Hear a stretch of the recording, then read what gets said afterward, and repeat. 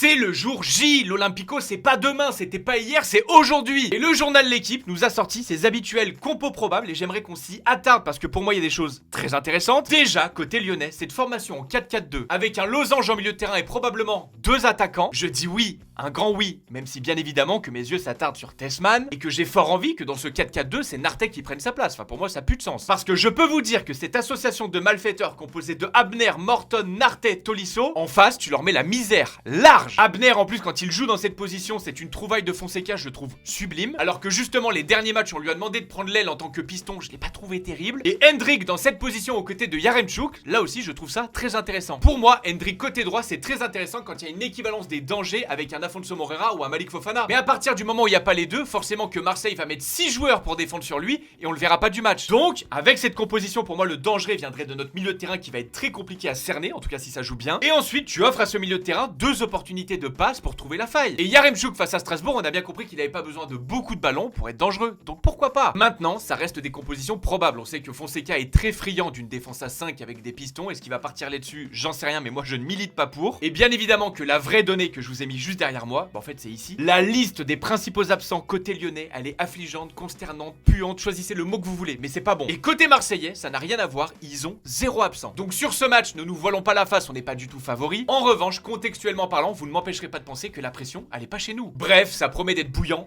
et compliqué. Malgré tout, j'ai quand même envie, par fierté peut-être et certainement, de rester sur mes positions. L'OL, allez me chercher ce match. Abonnez-vous bien évidemment qu'on reparle de tout ça dans le débrief d'après-match.